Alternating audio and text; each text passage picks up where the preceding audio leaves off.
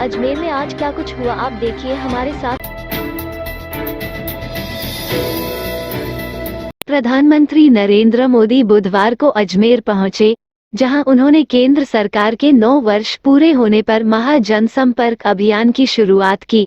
मोदी विशेष विमान के जरिए किशनगढ़ एयरपोर्ट पहुंचे, जहां से वह हेलीकॉप्टर से पुष्कर गए, जहां उन्होंने ब्रह्मा मंदिर में पूजा अर्चना की।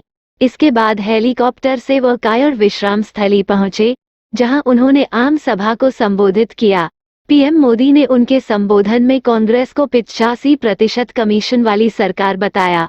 उन्होंने कहा कि पिछले 9 वर्ष में उन्होंने डायरेक्ट बेनिफिट स्कीम के तहत लाभार्थियों के खाते में सीधा पैसा डाला। इसकी जगह अगर कांग्रेस की सरकार होती तो इन योजनाओं का केवल 15% पैसा ही लाभार्थियों के खातों में पहुंचता, बाकी का पैसा भ्रष्टाचार की भेंट चढ़ जाता। मोदी ने पूर्व प्रधानमंत्री राजीव गांधी के कथन का उल्लेख करते हुए कहा कि राजीव गांधी ने एक बार कहा था कि वह जनता के लिए 1 रुपया भेजते हैं तो जनता का केवल 15 ही पहुंचते हैं। आम सभा को केंद्रीय मंत्री गजेंद्र सिंह शेखावत, कैलाश चौधरी, भाजपा के राष्ट्रीय प्रवक्ता राज्यवर्धन सिंह राठौड़, भाजपा के प्रदेश अध्यक्ष सीपी जोशी, नेता प्रतिपक्ष राजेंद्र सिंह राठौड़ ने भी संबोधित किया। सभा समाप्त होने के बाद मोदी हेलीकॉप्टर से किशनगढ़ एयरपोर्ट पहुंचे, जहां वह विशेष विमान के जरिए दिल्ली के लिए रवाना हो गए। निर्जला एकादशी पर दैनिक नवज्योति की ओर से कार्यालय परिसर के बाहर स्थित स्टेशन रोड पर आने जाने वाले राहगीरों को मिल्क रोज पिलाया गया। कार्यकर्ताओं की टीम ने बस, कार, ई रिक्शा और पैदल यात्रियों को रोककर ठंडे मिल्क रोज की सेवाएं दी। मिल्क रोज पीकर यात्रियों ने राहत महसूस की।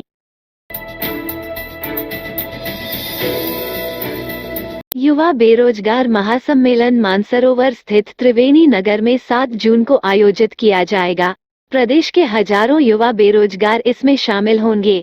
राजस्थान बेरोजगार एकीकृत महासंघ के अध्यक्ष उपेंद्र यादव ने कहा कि सम्मेलन में बेरोजगारी, रोजगार और पेपर लीक सहित अन्य मुद्दों को उठाया जाएगा। राज्य में बेरोजगारी पर निरंतर प्रहार कर रोजगार के नए संसाधन विकसित करने का त्वरित कार्य किया जा रहा है। प्रदेश में पशुपालन अब एक आजीविका का साधन मात्र नहीं बल्कि रोजगार एवं आय में वृद्धि के अवसर उपलब्ध करवाने वाला क्षेत्र बनकर उभर रहा है। पशुपालन विभाग के शासन सचिव कृष्ण कुणाल ने बताया कि बजट घोषणा के अंतर्गत पशुपालकों को डोर स्टेप पर पशुपालन विभाग की विभिन्न सुविधाओं यथा टैगिंग, टीकाकरण, बीमा, पशुओं की नस्ल सुधार के लिए कृत्रिम गर्भाधान, गर्भ परीक्षण आदि से लाभान्वित करवाने के उद्देश्य से प्रदेश में पशुमित्र योजना की घोषणा की गई थी। उन्होंने कहा कि शीघ्र ही प्रदेश में पशुमित्र पशुपालन विभाग की विभिन्न सुविधाओं को पशुपालकों के द्वार पर उपलब्ध करवाएंगे, साथ ही विभाग की विभिन्न योजनाओं से भी जागरूक करेंगे, जिससे प्रदेश में पशुपालन के क्षेत्र में आय के संसाधनों में भी वृद्धि होगी, साथ ही उन्नत नस्लीय पशुपालन की राह आसान हो सकेगी।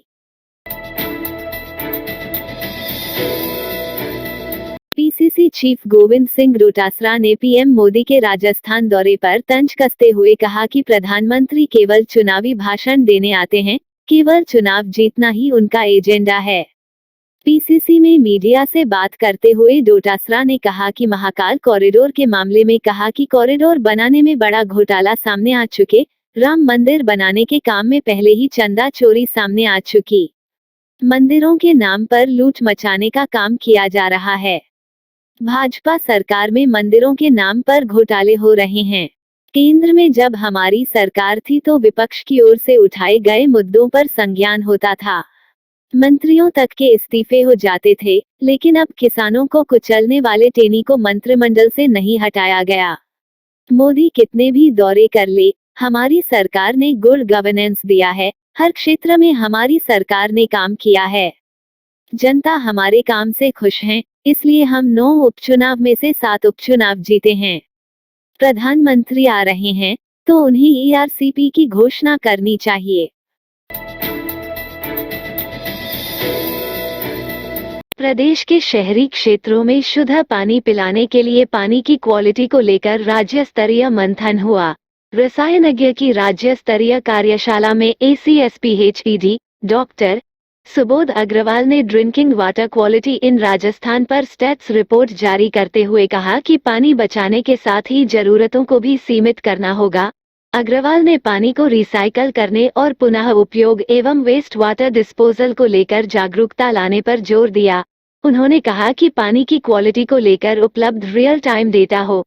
2025-26 में राजस्थान में सतही स्रोतों पर आधारित पेयजल योजनाएं 90% तक हो जाएंगी। 2019 में 50% सतही एवं 50% भूजल पर निर्भरता थी। अभी 75% सतही जल पर निर्भरता है। सतही जल आधारित 5 बड़ी पेयजल के पूरी होने से भूजल पर निर्भरता कम हो जाएगी। हाल ही 23,000 करोड़ की परियोजनाओं को मंजूरी मिली है। इस रात की सुबह नहीं होती जब तक हाथ में उसकी गर्माहट नहीं होती। चाय का प्याला, अखबार साथ पुराना है, मिट्टी से जोड़ता है। खबरों की खुशबू से सारा घर महकता है। हर रंग में ढला कहानियों से किस्सों तक ले जाता है बेरोक टोक। देश के हर हिस्से तक ये हकीकत का आईना है। ख्वाबों को सच करके दिखाता है। दैनिक नवज्योति, आपके लिए, आपके साथ। ये थे आज के मुख्य समाचार। विस्तार से जानने के लिए पढ़ते रहिए दैनिक नवज्योति।